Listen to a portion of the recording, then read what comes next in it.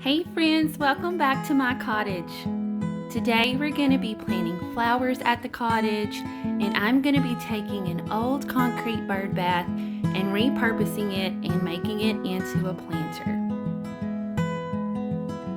So as always, pour yourself a cup of coffee or a cup of tea, and let's get to planting flowers at our cottage.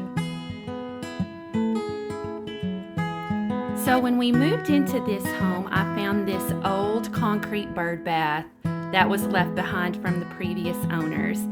And it had fallen apart and was just stuck in the mud.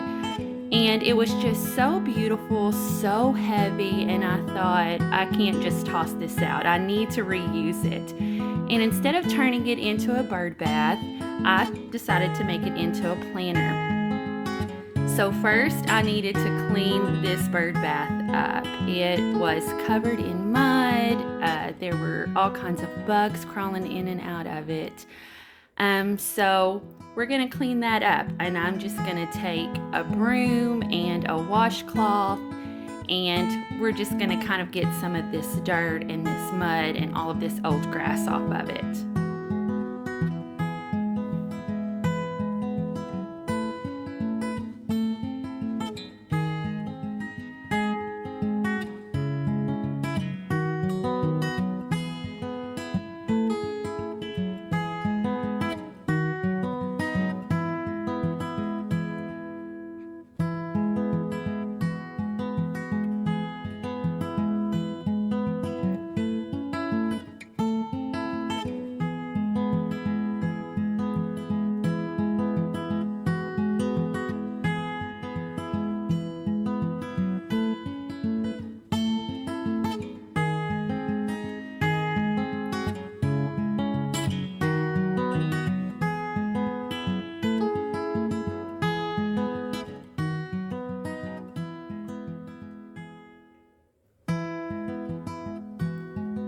Next, I'm going to be using some Rustoleum spray paint. I purchased these from Walmart.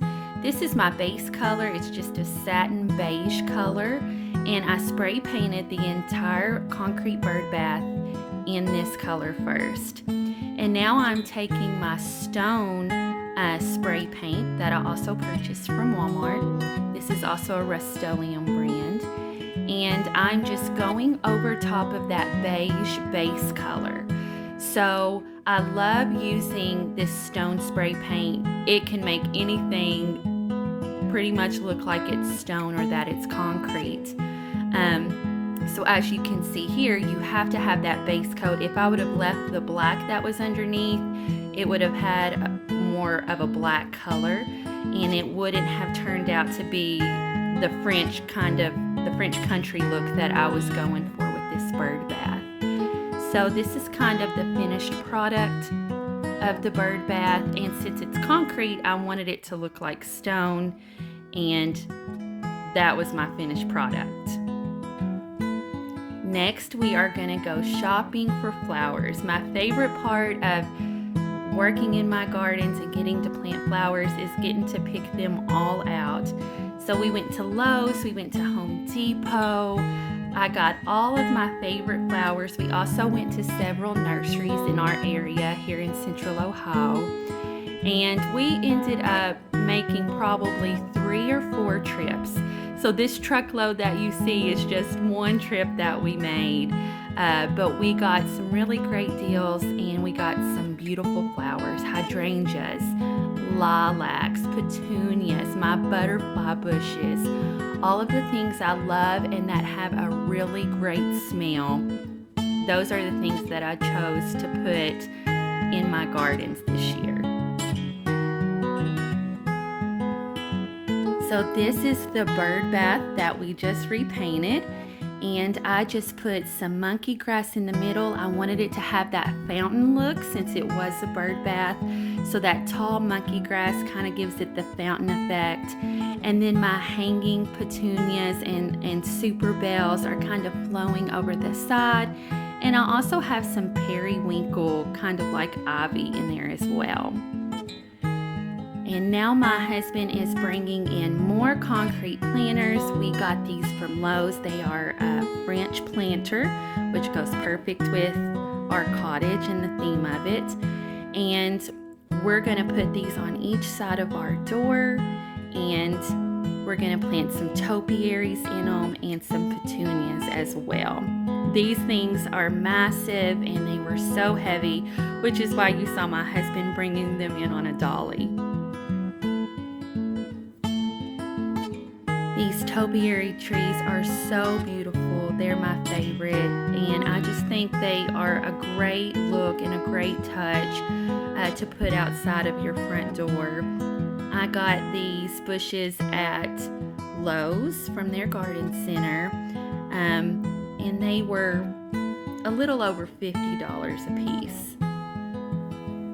And then our kids are helping us plant them and get them into the pots. So after we've planted our topiary trees, I now have some petunias, and I chose to go with pastel colors, pastel pinks and purples and whites. And I'm now just cutting these apart. So I buy my petunias in a big bundle, and then I kind of find where they are separated and I cut them apart. So it's kind of like slicing cake. I just take a big knife and I cut them apart, and that way I'm able to kind of plant purple and pink and white, you know, and not just have one big color of flower in my pot altogether.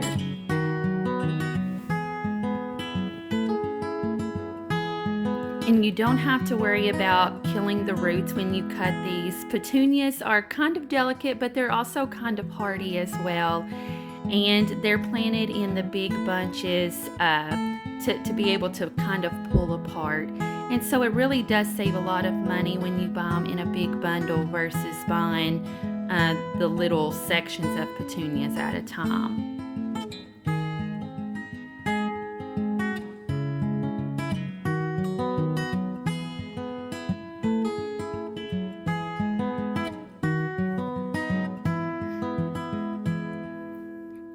And I also bought more petunias with some purple in there as well, and I went back and added them around this planter, so you'll see that in the final video.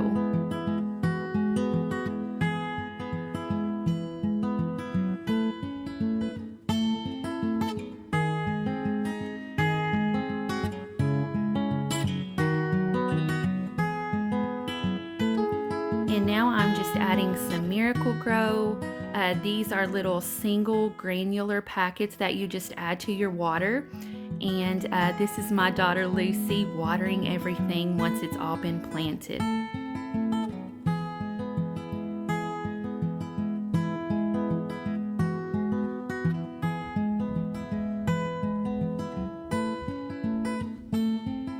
And this is our son Akel, and he has taken videos of some of the flowers we planted. And then this is a look at our gardens once they have all been planted and complete. So we have our rose bushes around the light pole. I absolutely love roses. I couldn't really find roses that looked nice this year that were in more of the pastel colors. So I chose a little bit more vibrant colors in the roses, just to kind of add a little bit of extra color and pop. But all of the rest of our florals are pastel pinks and purples.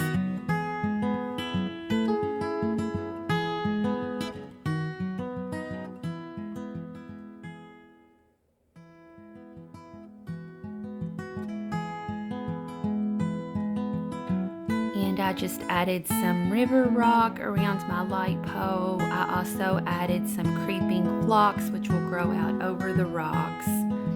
And all of our landscaping is completely new this year. Our home is new. We purchased it in 2020. And when we moved in, we started a complete renovation on our home, which is why I've created this YouTube channel to take you guys along on the process. So our whole front part of our house was completely overgrown. We tore out all of the bushes and all of the trees. and we just started from scratch. So here we've taken river rock, we've put that all around, we've brought in fresh mulch, and then planting our lilacs, our butterfly bushes. These are called blazing saddle hostas. They're my favorite hostas because they have such a pretty purple bloom, and I love that they're called blazing saddles because we ride horses. So this is a very fitting plant for our home. So we've also repainted the exterior of our home, and my husband is in the process of making wooden cedar shutters, so you can see a glimpse of one of those shutters here in this shot. But we will have a video soon coming for how we painted the exterior of our home, and then also a video on how we made these custom shutters. And we also have a video coming on making a front porch as well. We'll have a front porch built.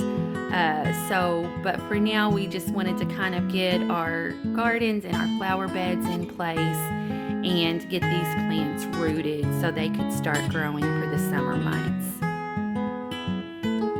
These are my hydrangeas. These are my purple amethyst butterfly bushes. They attract butterflies and they smell so wonderful. So the butterfly bushes and the lilac bushes have such a fragrant smell, and I love that when you walk up to our home, you can smell that. Every time I go out to water my plants in the evening, I'm just captivated by the smell and the scent that all of these bushes give off. And also, as they grow taller, I specifically planted my hydrangeas in front of the window so that when they grow taller, you can see those growing out of the windows. So I was very strategic in the bushes that I bought, but also where I planted them, and to be able to see those from inside of the house and watch them grow.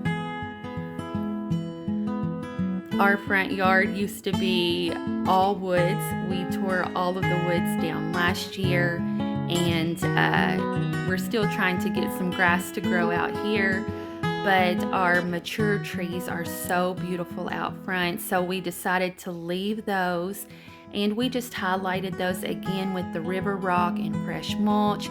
And I planted perennials all around the trees so that each year all of these plants will grow back, other than the petunias.